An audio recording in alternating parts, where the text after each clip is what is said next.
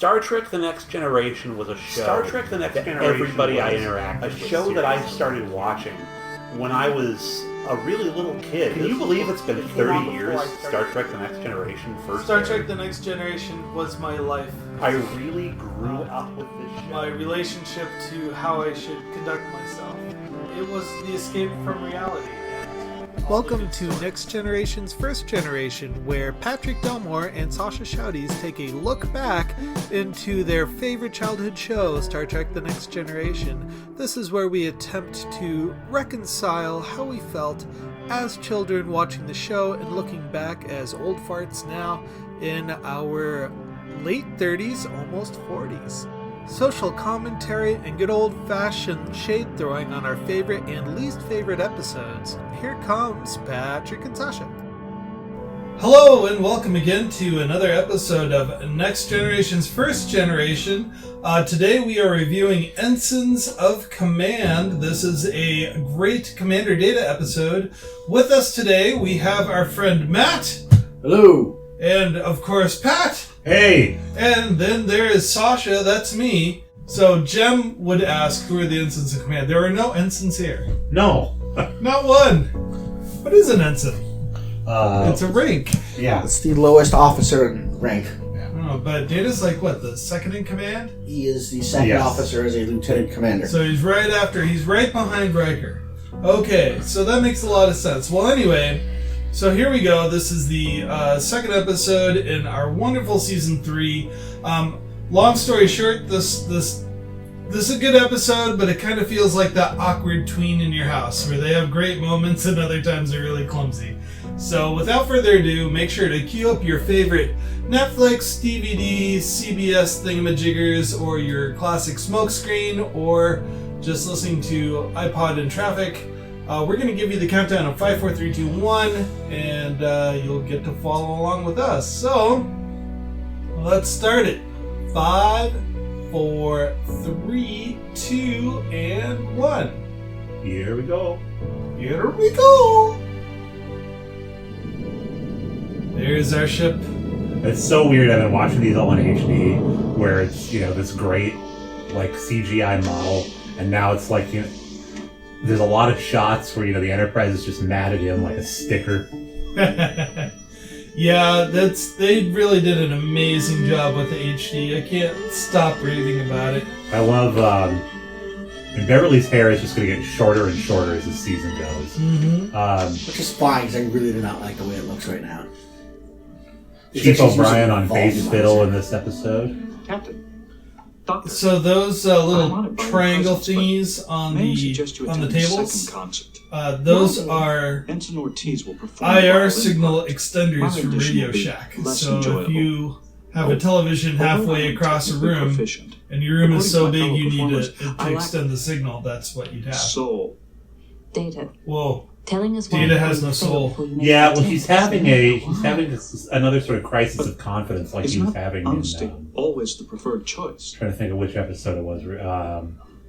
Peak performance. Excessive honesty. Yeah, where he lost at this game, and he had to reevaluate himself. One thing. Advertising them to so this is a new thing. 10 Ford is being used as a concert hall. This is our first 10 Ford concert. Which we will see many more. Mm-hmm. And they actually come back to this with Data and his ability to play an instrument. Mm-hmm. I don't know if I mentioned O'Brien is there on the bass fiddle. Is he actually... is this act playing or is this really playing? I think this is act playing. Receiving a message from the Sheliak Corporate. The Sheliak Corporate. Picard does not look too happy about this. No, because he's... Data's going to use his binary brain there to go. One of the reasons that Picard left could be because he doesn't enjoy listening to me play the violin. Which is weird because with Data's enhanced hearing, he would have heard Riker call him. Yeah. I mean, he would have heard, fall across the room. But on the same time, the Data, for a person with no emotions, he's awfully insecure about what everybody thinks of him. I love that Riker knows that timeline 111 years. That seems oddly specific. He could have got it off his little side monitor there. Yeah, that's true. He's had some time. Well, it looks like there's the treaty right there. They're basically reading him the right act to remove humans from... very spooky to a kid to see that come up, and it's like, what is the... It's like, is the view screen broken? Like, why is it coming through like that? They have the conflicker virus now. Radiation. Humans can't survive in that environment. Exposure to hyperonic radiation is fatal. Then the Sheliak are asking us to chase ghosts. So what so the Sheliak are saying, move these humans so we can colonize a planet? Is that what I'm following? An investigation is in. They're not even asking the Enterprise to move them. They're just saying, just be aware they're there, and if and we'll get rid of them on our own. Oh yeah, okay. So they're posting notice. The Federation didn't know that this colony existed, and the Sheliak kind of did a courtesy call. By the way, you have some of your vermin on our planet. Yeah, pretty much. And we're moving in, and you got to get these guys out of They here. didn't even say that. They just said there are these people here. They're not supposed to be here, and they're leaving it at that. So it's one of those. Yeah, it's more not asking them to do something, more giving them notice that hey, So it's kind of like when your landlord tapes a bill on your door. Its continuing mission. Please do this as pursuant to paragraph. Not even that, because again, that's asking them to do something. It would be more like a landlord saying, "We're coming in and we're spraying for roaches." I mean, essentially, that's what it is. He's not asking you. He's not telling you that he has the right. He has no expectation that you're going to take care of the roaches yourself. Yeah, it's basically the note says we're going to be spraying for roaches on this day. Ah, okay. Not do you want to schedule a day? Just no, we're coming in and we're doing this. It's happening, and So, this episode came out October 2nd, 1989, and was directed by Cliff Boyle. Dennis McCarthy did the music. I'm kind of coming around to him now. I don't feel so bad. Marvin Rush, he did the cinematography. So, we're getting ready for Halloween almost. It's October 2nd. Holy cow. Do you have your fake fog ready and your plastic spiders? It's cool. We're way ahead in our recording schedule right now. Yeah, so. we really are. What is it right now? It's like the end 1st of of end June. Of May, end of May. Yeah, I'm only dreaming of a nice, cool fall. So it will have been a long time since we recorded this by the time I ended up hearing it. Wait, why would the Sheliak hallucinate? That's a very because humans can't live in the environment that's down there. Hyperonic radiation also interferes with hyperonic radiation. These are not Federation citizens. They're just a human colony. There are a lot of those. Yeah, I mean, you don't have to be. Once you leave, once you head out, you can either choose to remain Federation citizen and say like, "Nah, we're on our own." Unless you're the Marquis or Maquis. But that's basically what the situation here is. It's like you don't get to go. I'm no longer a U.S. citizen. I'm going to go to China without a passport, start a huge family, live in the mountains, and then the Chinese are like, "Yeah, there's a bunch of English-speaking people living here in the mountains." Yeah, that would be the Maquis. Now, if you went to an unclaimed area, I mean, that's what these people are doing. Is essentially they're going into. If the Sheliak have colonization rights, this planet is not inside the borders of the Federation. Ah, okay. So this episode is supposed to take over this episode is supposed to happen over a 3-week period. I don't know if you knew that or not. So the idea is like you have only so much time to evacuate all these folks. It's all about different communication styles. Terrible planet. Yeah, just fuzzy as all heck.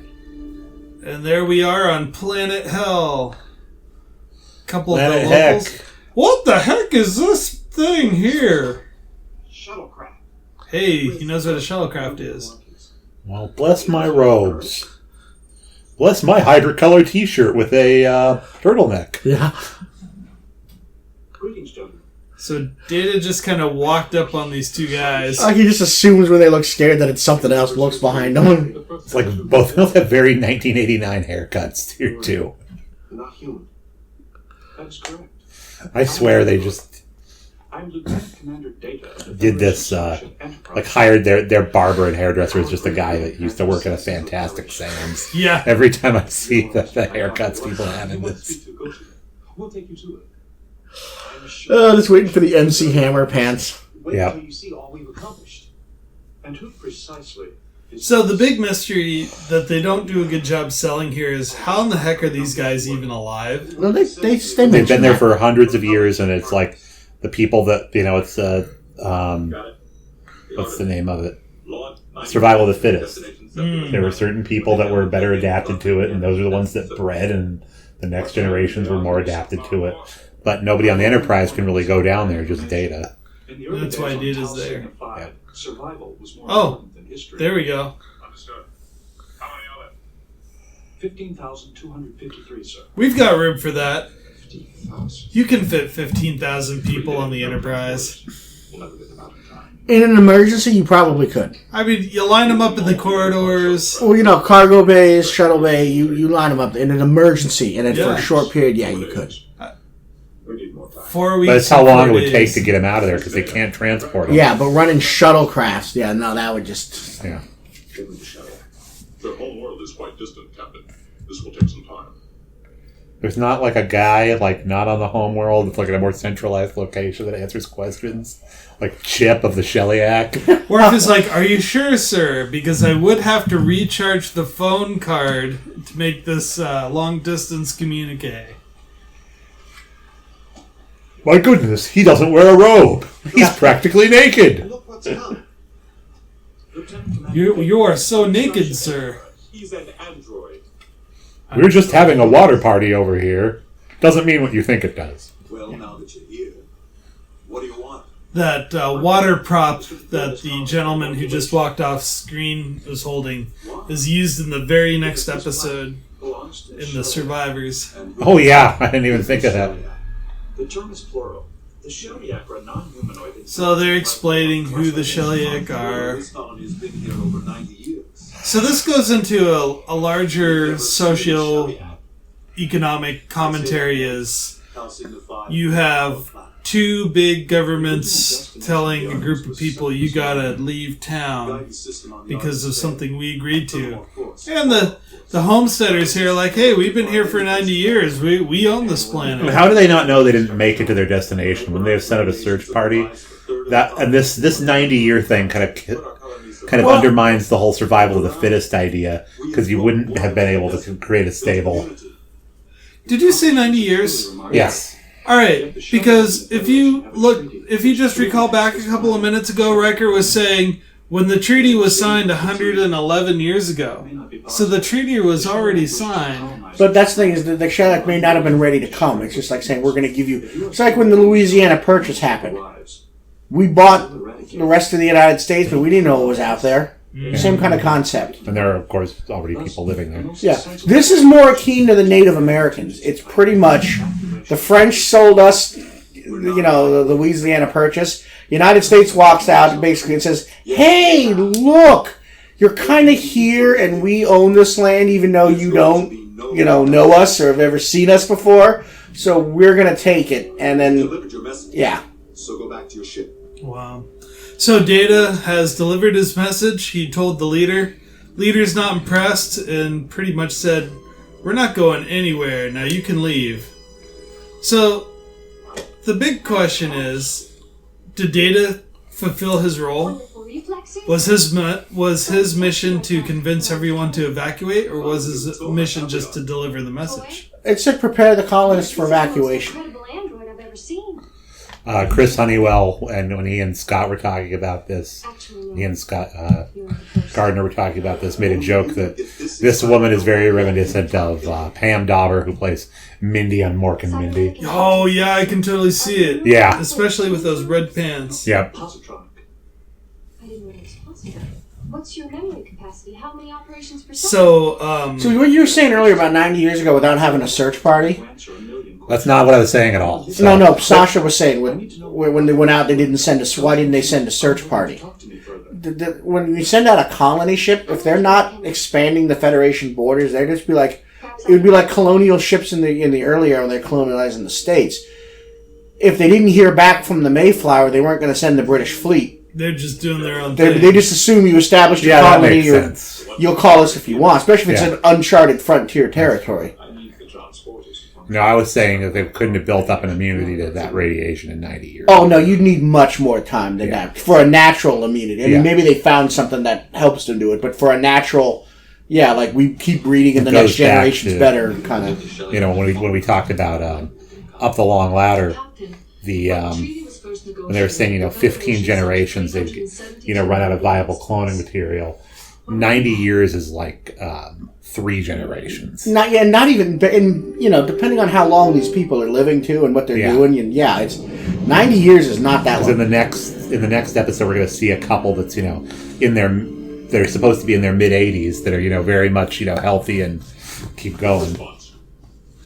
It's possible there could be second generation people still. The first kids of the colony could still be mucking around.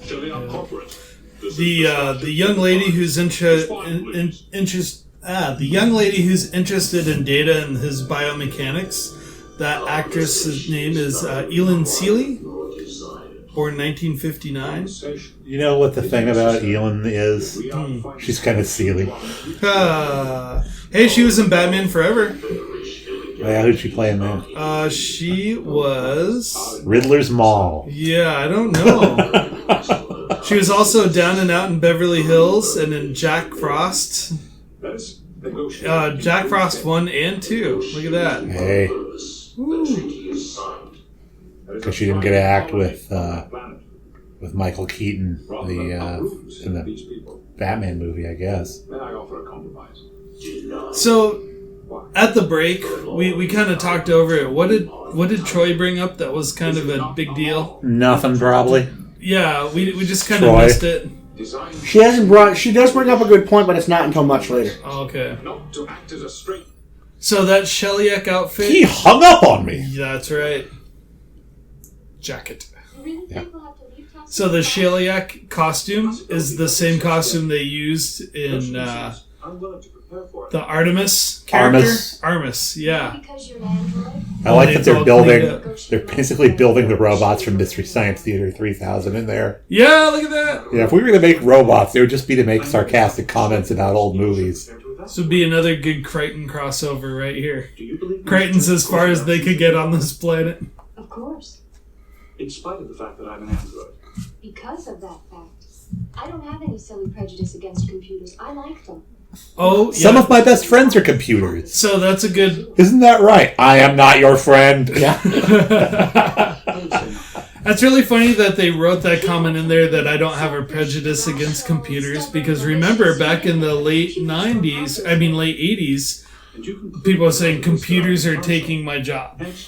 Accept my recommendations. I never thought of it that way before, that Data is he's the replacement person. Yeah. Understood, sir. Because they don't know how to rebuild Contacting it. Starfleet to arrange transport. Get those people prepared to evacuate. We may have to move quickly. Aye, sir. How quickly can you pack 15,000 suitcases, man?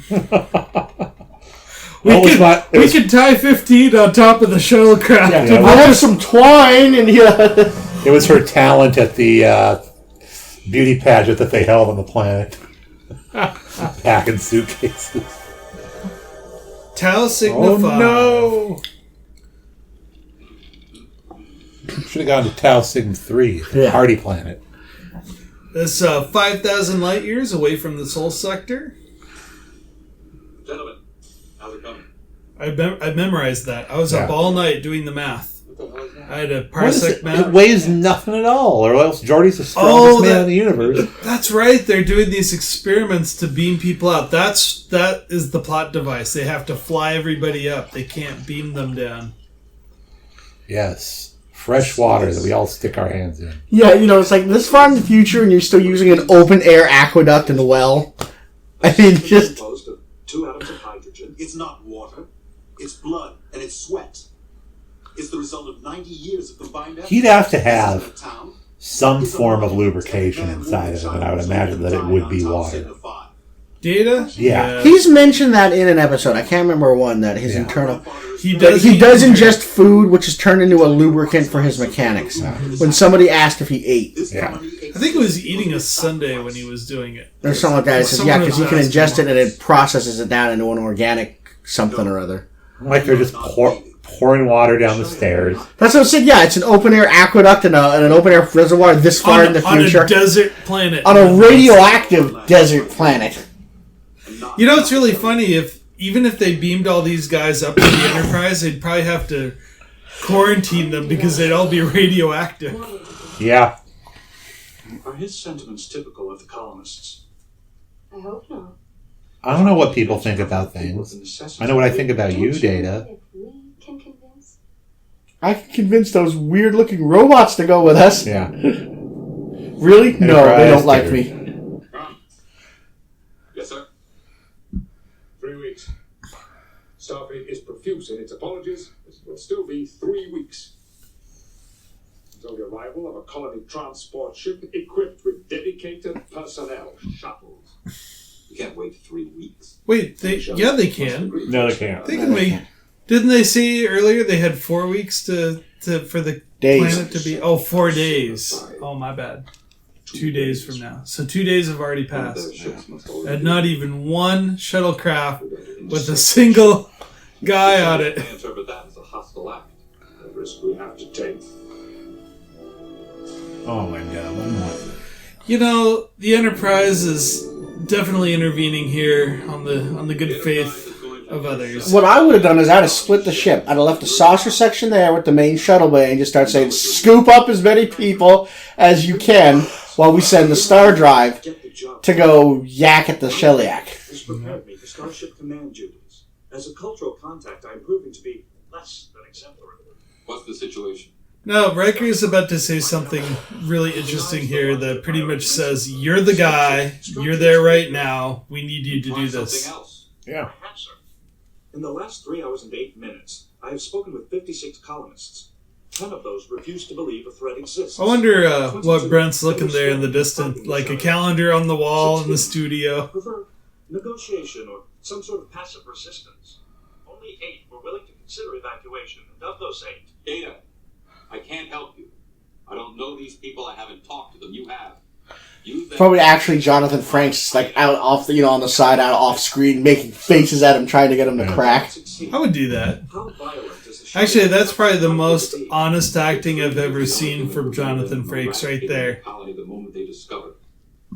Jonathan Frakes always struck me as a person who doesn't have much patience. Yeah. 15,000 people are riding on it. Also, I think when Riker's alone talking to people, he's got a pipe. He's like, let me just slip into my turtleneck and get my pipe out.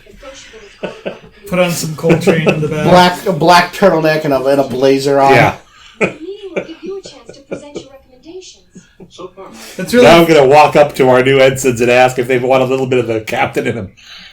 I mean, the commander. Oh man.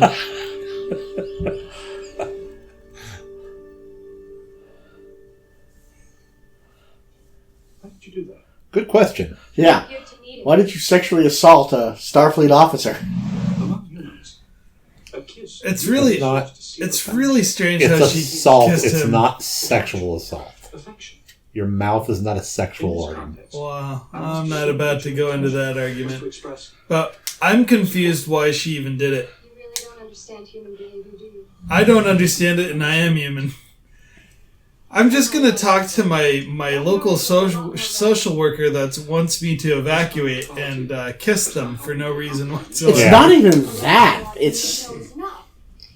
Maybe to be more persuasive, you need to use a little reverse psychology. So Data, what she's saying is you should start kissing everybody you talk to get them to evacuate.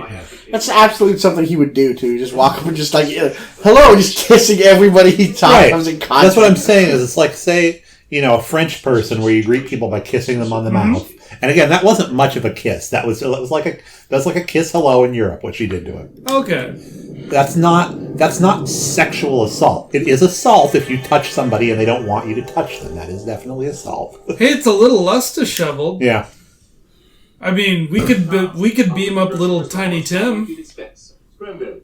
Splendid. Carry on. That's an interesting camera placement for that scene too. Yeah, we never see that. That's the short definition of captain. I don't think we ever see that shot again. Yeah. What's the short definition of captain, Mr. LaForge? Hey, forget about it. Yeah, the door's just open again, and you say, "What was that?" Yes, very good. Sit on it. Up your nose with a rubber hole. Town meeting! Starfleet is sent here, and you've been discussing why he's come. So 15,000 people and like, Like 20 show to up. this town meeting, which is like casual as all heck. you'd think they'd have an arena where they would all go to. Or a town hall.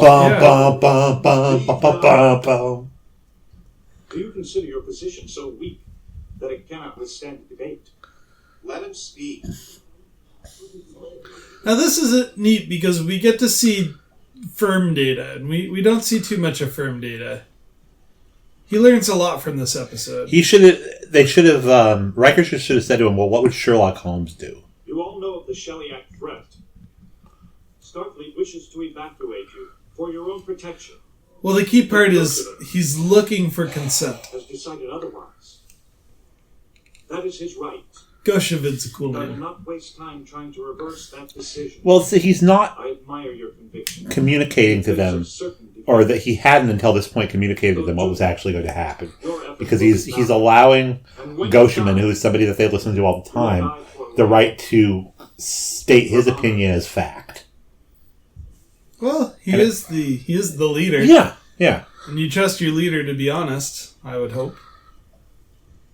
Your children will understand that they are dying for a This is really weird reverse psychology. But it's exactly what Kirk would have done. You're all gonna die, and you're gonna die with honor. extolled. Remembered by who? Well, actually, the Shellyak are gonna put up a rest stop memorial sign right where this fountain If I was Goshaman, I would have been super irritated. 'Cause it's like, she said that on cue. Like, it's obvious that you had her ask that. I was simply attempting to describe your inevitable destruction in a manner that would have an emotional effect. And he describes it pretty damn well. Yeah, he does. He describes it pretty damn well. Yeah. He says we're going to lose. But I think that's just his cowardice talking. I don't understand why Goshevin is so angry to begin with. His grandfather built the aquifer. He's buried up on the mountain up there where he did. Sounds like, I mean, if there's a real-world equivalent, like, I'm angry my family got stuck in Yakima, but we made it work. Yeah, but, the descendant of the guy who made it work. Yeah. His whole identity is tied around, I'm the leader because my family founded this, we're the big heroes here. And what's interesting is that, we're in this position where we now have a leader that's like the king of sarcastic retorts. So she's like, who's going to be left to bury you? I was thinking he was just going to go, I don't know, you?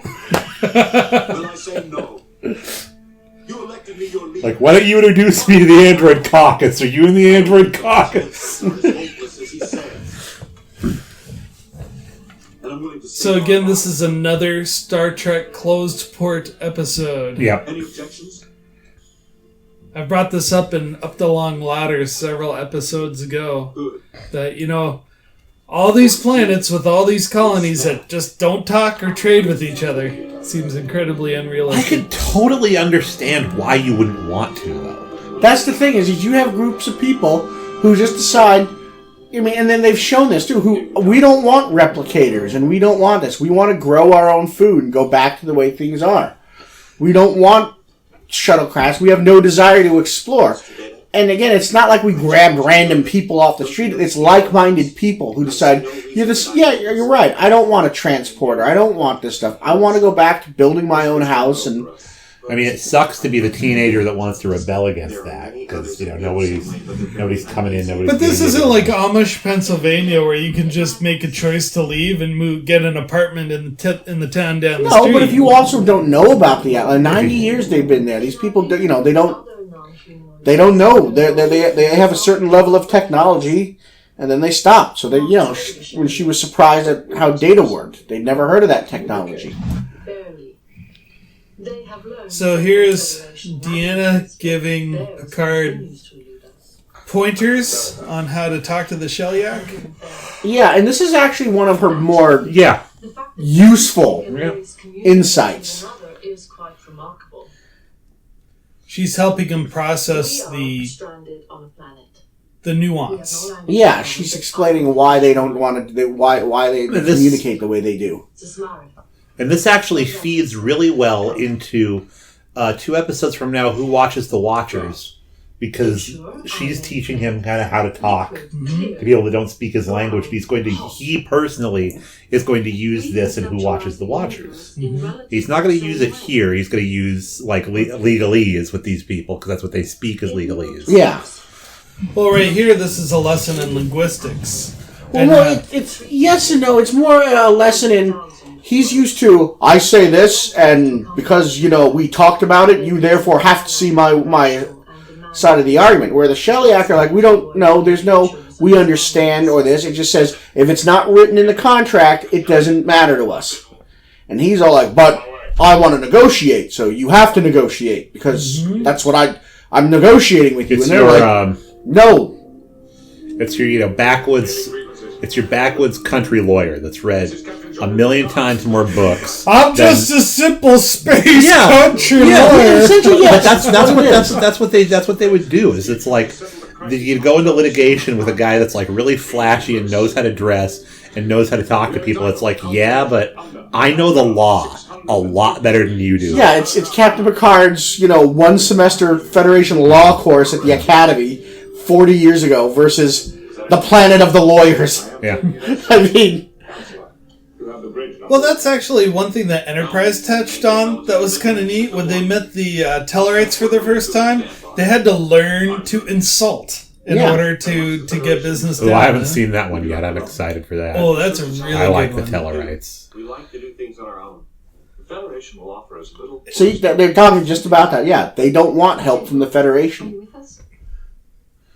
Yes. Hey, he took off his robe. Okay, so everyone who's not wearing a robe is in. I was going to say, yeah, everybody in there are the rebellious ones because they're not wearing the robe. In the early 90s, my mom had a business where she made vests like that guy's wearing. I don't know. Really? Yeah. That's hugging his Adam's apple pretty tight. Look at that. Yeah. Oh, this is where he... Oh, this is... Suddenly everybody starts putting their robe back on. Yeah. This is going to be a really shady thing here that he does to Data. Still stirring up trouble? Since when is talk trouble? Well, as soon Since as when I isn't shoot it? him. Again, he's bad at the comebacks. It's over. Don't you get The outfit he's wearing reminds me of Mr. Cochran. Is that from Cochran? Yeah. So he doesn't have that cool hat. Or a bottle of whiskey. But if instead of shooting Data, he just let them all dance to the song Ooby Dooby. Now, regardless of what happens at the end of this episode, he would be going to jail. Yeah, he assaulted an officer. Yeah, it's just... You're like, we're going to evacuate the colony, but you, sir, are going to be reading this relocation in the brig. But the colony is a sovereign nation. Doesn't matter.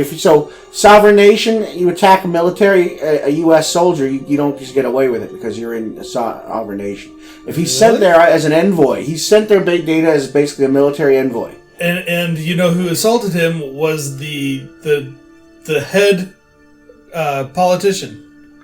Right, but we extradite people for doing things in other countries. I mean, that's the thing. We're removing them from there. They could absolutely charge them. The Shellyak ship just looks like a redressed Oberth class Federation ship. Yeah, I was thinking that. They just stuck some stuff on it. The bridge is just a weird soundstage with reflective black tape. The Shellyak ship they reuse several times as alien ships. It's one of the 3 alien cruiser ships really? they use. Yeah. Oh. To remove the colony from Tau Sigma 5. Request a nod. In the episode The Survivors, they have the Huznok ship. You'll see that one over and over again. That's right. As just the random alien merchant this or the random alien attack cruiser that. Unacceptable. You must remove the creatures. So the But they have robes too. You get along. That's right. For 3 weeks. Then you are in violation. Did they ever say what happens when you're in violation of the treaty? I don't think they ever mentioned They were allowed to remove, to exterminate. To kill them. Yeah. Oh, here we go. This is like listening to tax code. Inhabiting H-class worlds may be removed at the discretion of the Shellyak Corps. Well, as they have the right to do whatever they want, either relocate them or incinerate them. As Chris Honeywell pointed out, these are just the Vogons You need time, from Hitchhiker's Guide to the Galaxy. We will save you time. You know, they'll blow up your planet for a space transport way. And Oh, Data should have actually beamed them to the ship and read them some of his poetry. You do not discuss. You gibber. Between intelligent species of goodwill. Nope. We're done talking to you. it'd be funny if Worf was like, "You know what's delicious? Shellyak stew." Sean Connery is Lieutenant Worf. Yeah, there we go. They just walk in the middle, like, and then you take their tentacles and so. Oh, hello, Captain. I was afraid your neural pathways were scrambled beyond repair. What's interesting is how she has the ability to repair one of the most advanced, androids in the galaxy. Well, we haven't seen it, but like on the inside panel, there's a lot of pictograms that show how he works. That was a really cool little hand like the trick IKEA version of Data there. Words are all we've been using. There's like a pouch with an Allen wrench down the side of him there.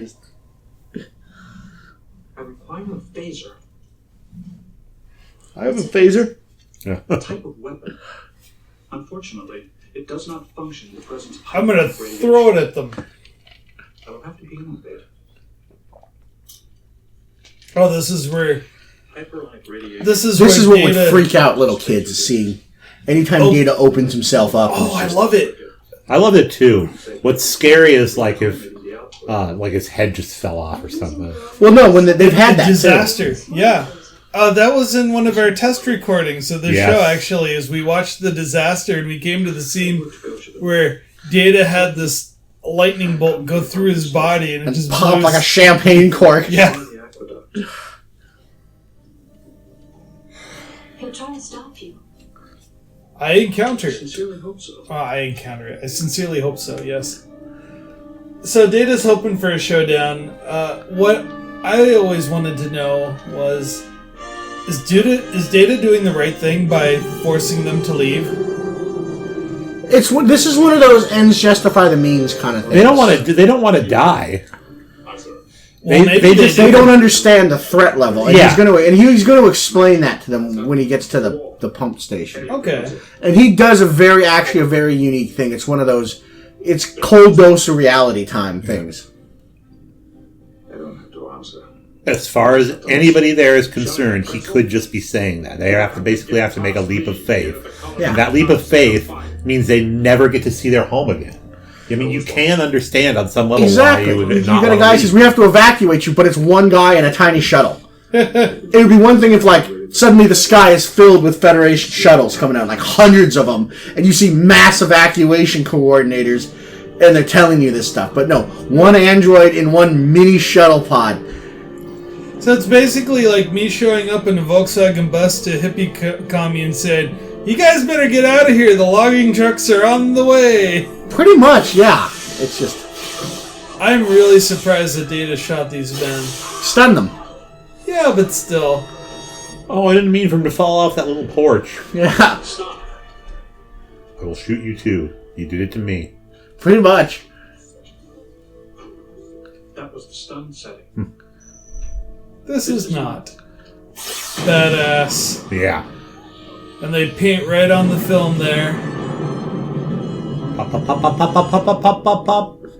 My grandfather dug that. What would have been cool is if the whole mountain blew up at the end of that. I would have been saying, like, but there were people working at those substations that just, like hundreds of them. With a single weapon, there are hundreds of Shellyak on the way. And their weapons are far more powerful. They may not offer you a target. You know, remember that thing on Discovery where they ate that black thing and then they disappeared into a black hole? They have those. Never having seen the faces of your killers. But no, he makes a good point here, is orbital obliteration. And even the colonists in this era, you'd have to, militarily-wise, think of that. Mm. They're operating on the whole, we're going to stand here and we're going to stop ground troops from coming in. Yeah. I mean, even as far back as early as World War II, you did aerial bombardment. It was one of those I mean, this far in the future, even 90 years ago in the original series era, they would have remembered. They even talked about in episodes there where the Klingons would come in and just bombard from orbit and obliterate things. You know, and they'll go over that again in the next episode with the survivors where they just come in and they shoot. You never even see what one looks like. They just shoot you from orbit. So I don't know what the guy in his little stun baton is going to do when, you know, it's like taking a taser against a B-52. Yeah. Well, now he's got to jump in there and pick up all his quarters so he can throw it in for the last 10, 15 years. But what about all the children's wishes in here? Hey, the water's still running.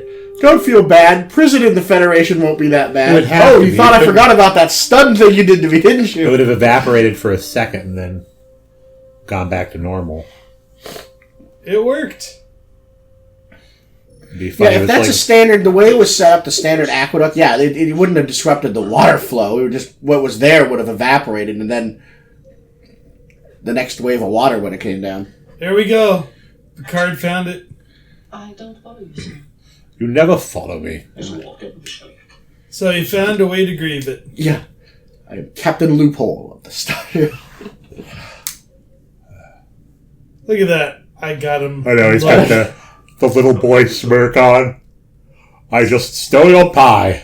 Yeah. Pursuant to paragraph 1290, I hereby formally request third-party arbitration of our dispute. You have the right. Oh, see, this is pretty good. Yeah. So he's going to say, I want to arbitrate this, and we're going to choose this Grisellas. Yeah. Unfortunately, they are currently in their hibernation cycle. They will awaken That's in right. 6 months, at which time we can get this matter settled. Friggin', it doesn't help to have your first officer and Troy smirking in the background. If anything, I could see this as more of a Riker move than a Picard move. Yeah. Wait.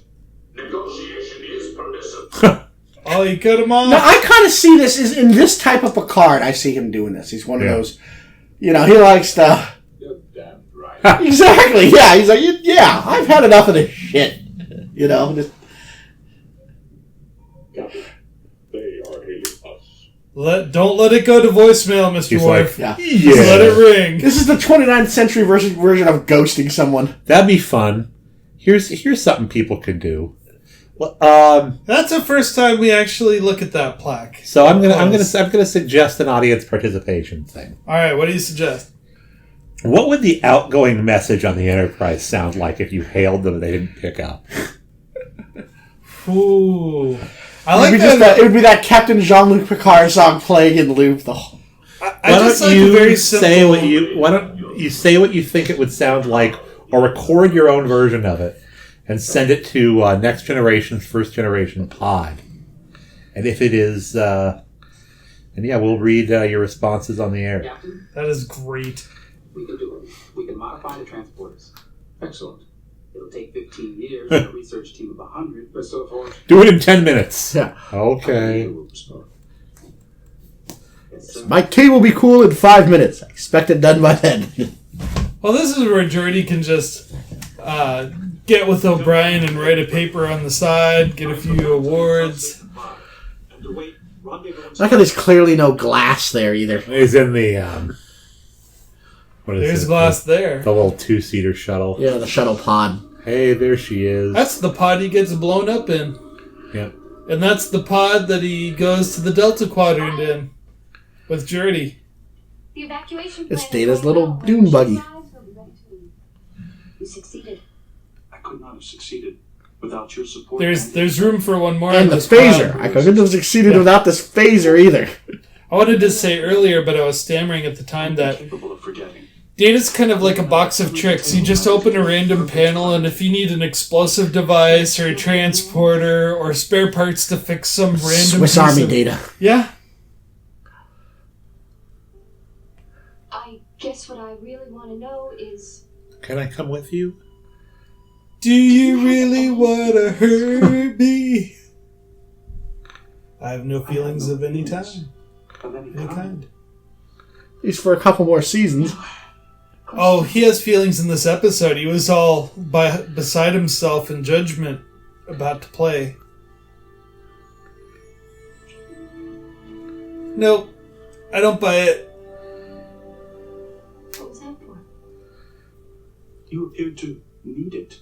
Well, that goes to your theory about So you him and Yar. saw that I was... That's possible that, like, Yar would come to his quarters, like, after work, upset, and he's like, well, what do you do? Can I do this? Can I do this? It's like, I could use a kiss, Data, and then he would, do it. She's like, oh, I needed that. Mm-hmm. So it would be a learned behavior. It would be a learned behavior for him, for sure. Yeah. Look at those bucket seats. Those look like they got pulled out of a Volkswagen Fox. Yeah, that's where Wesley goes when he wants to play video games. Well, Data's a really complex individual, and there's a lot of growth going on off-screen.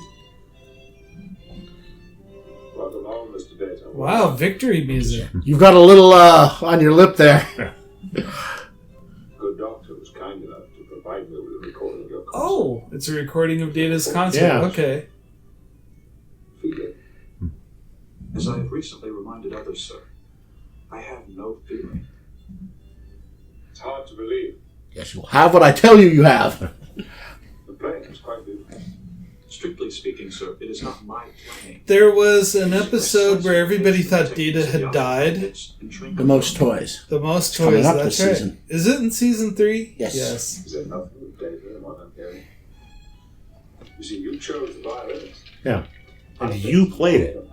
You didn't play a recording of it. You picked up a violin and a bowstring and you played it. Your primary function, if you believe in primary functions, is to be the commanding officer of this ship, or the second in command of this ship.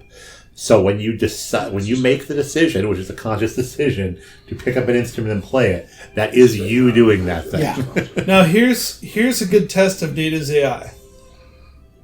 There are 2 ways he could learn how to play a violin. The one is he just interfaces with the database, downloads everything about violin, and starts playing it like a master expert without a minute of practice. Or he decides to teach himself. So he just plays with the bow until it starts sounding right. I don't think that's how he could function. I No, think he would be he the wouldn't first be one. able He to would do it. download everything and then be like, do what he was saying, combine the harmony from this versus the harmonics of this, and then probably has some sort of mathematical equation as to why these two blended sounds. Right. But he couldn't do something like, no, that's not right. No, it's a machine. It's like your calculator learning multiplication. It's just programmed. You can't just we're going to try 5 times 4 and get 12. Oh, wait, that's not right. Let's try it again. It either does it or it doesn't do it. Well, Data paints. And he dreams, and he paints his dreams. Well, that was, again, a programmed dream. So what do we want to rate this? I would give this, I don't know. I don't even know what to measure, because it was... this was a lawyer showdown. I would have to say those goofy stun gun guys in front of the fountain. Now, how many stun guns do you give this? Yeah, I'm going to give this 1 stun gun. It was just absolutely terrible. The reason this episode existed was they needed to show Data in a leadership position where he had to change people's minds on how to evacuate, and the only way he could do it was to shoot 4 people and do sabotage to basically force them to leave. And through that force, yes, okay, you're gonna die. That was the reason why he demonstrated this, but there was an opportunity there for him to learn how to be more persuasive, rather than doing his reverse psychology bit. We did see some really nice humor between Troy, Picard, and Riker, where, they had fun looking at a contract and reading lines to an alien person, but whew, I feel about as how you look there, Patrick. I'd want to put a pillow on my head too. So I think a better name for this episode would have been The Novices of Command or something. Because I think the idea was that both Picard and Data had to learn how to communicate in a way that they weren't used to. So essentially they were, greenhorns. They were novices or ensigns at that. So what if they reversed positions? Would they have all been more successful? Yes. Yeah. Why? Because Picard has the ability to... One, that Ghost from guy just clearly doesn't respect machines, versus a Starfleet captain who's well-spoken and is clearly experienced and can... They were engaging in debate. Data's not a debate. Data's to access the data file and do this. He's a facts guy. Yeah. But they didn't have Data on the ship to negotiate with the Shellyak, and Picard couldn't go there because of the radiation. So their positions kind of were flipped. And also Picard has a really heavy respect for history. Attention, shoppers. Please which Data does not quite have. He knows facts, he knows dates, but Picard could wax poetically on the richness of what's going on. So it's a good concept. It's not that there's a problem with the idea behind this. My issue is that it is boring to watch. Yeah. It's not an exciting process Star Trek. Yeah. Thing. I mean, it's pure Star Trek. That's exactly why Star Trek was made to exist, is to tell stories like this. It just could have done it in a more exciting way. So I will also give it 1 stun gun. All right, Matt. I'm gonna give it 2.5, just because it does develop Data from future things. Mm-hmm. He'll bring up in later seasons. He'll just flat out ask, "How come I haven't been given command yet?" And you'll start to see him more in a leadership role.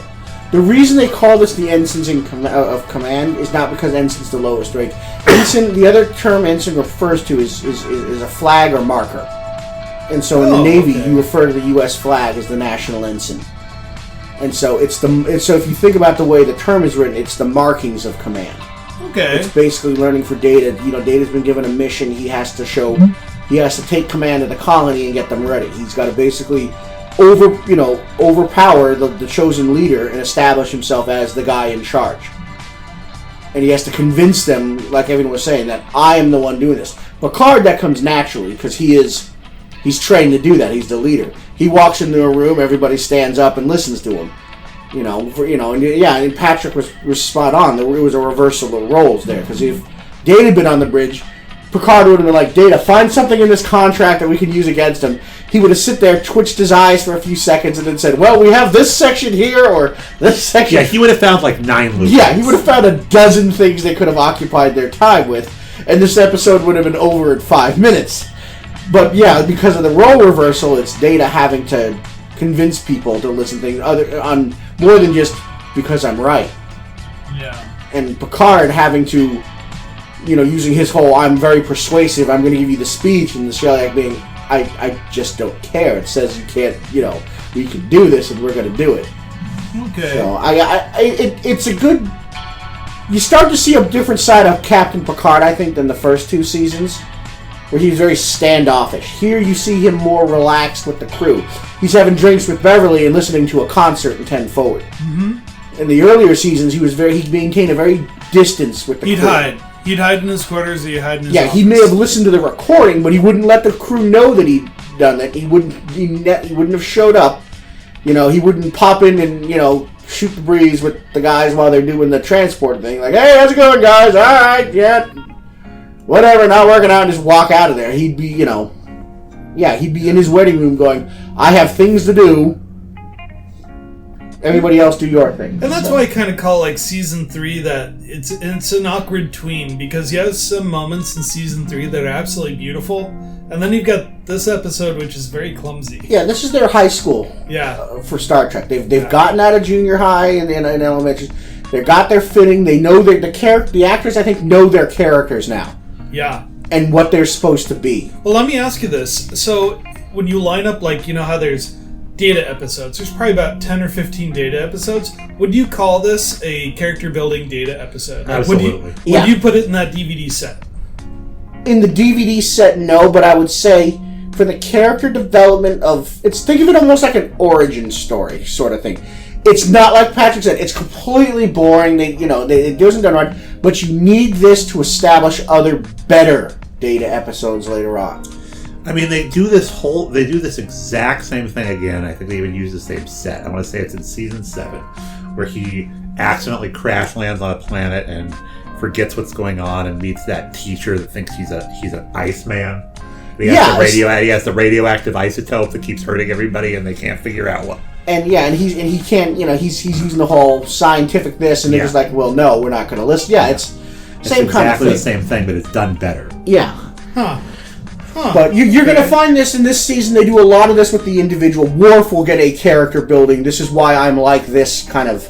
Yeah, we've already had a couple of those. Yeah. And Riker had his last season when his dad, when his dad comes in, and his dad is the older, womanizing version. Is the. Yeah, it's you start getting these they're stretching them out and stuff like that, but. Civilian contractor. Wily Kyle Riker. You pretty much, yeah. So that kind of wraps it up. So you give it a 2.5. Yeah, it was a necessary episode. All right, it wasn't I wouldn't call it a fan favorite or a great one. It was you have to have it. You have to have it. It's one of the legs on the tripod. It's the vegetables on the dinner plate. Essentially, yeah. It's if you want to get to your dessert, you got to eat your broccoli. All right, so Pat, could you please remind us what your participation contest is? The outgoing message on the Enterprise for if you hail them and nobody responds. And there's two ways you can do this. You can just write in like what you think it would sound like, or B, you could record what you think it would sound like and send it to us at Next Generation's First Generation Pod. Next Gen First Gen Pod. That's what I meant, yes. Yep. Next Gen First Gen Pod at gmail.com. That's right, and we love to play stuff on the air. So, with that being said, we'd like to say happy October 2nd. Stick around, we have another good episode coming up, and for us will be mere moments, but for you, an amazing radio history will be probably about a week's wait or so. What's our upcoming episode? It is... The Survivors. The Survivors. Ooh, cool. And on that note, have a wonderful day. Next time on Star Trek: The Next Generation, the crew discovers the sole survivors of an alien massacre. The attacking force spared you for some reason. They're guarding a dark secret. Stop! A mystery that's destroying Troy's brain. A threat that's attacking the Enterprise. Commence rapid fire with all weapons on full. On Star Trek: The Next Generation.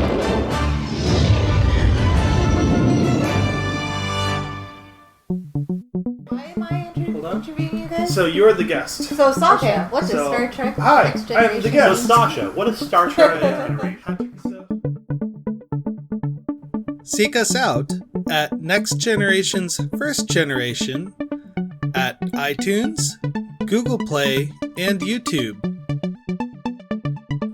Music credits include Electric Car by Poddington Bear, Broke for Free, As Colorful as Ever, One Moment by Vortex, Water Fountain by Lee Rosevere. Audio engineering by Sascha Shouties. Chief Meme Maker and episode cover credit goes to Matthew Kirshner. Logo and graphic art design credit goes to David Clawwitter. And special thanks to Patrick Delmore for working with other podcasts to make sure the good word gets out. Do you have a podcast that you think people should be listening to? Send us your promos and we'll play them on the show. If you'd like to email the show, you can email us at nextgenfirstgenpod@gmail.com. I've been Patrick Delmore. And this is Sascha Shouties. Thank you very much for listening and have a wonderful day. Good night.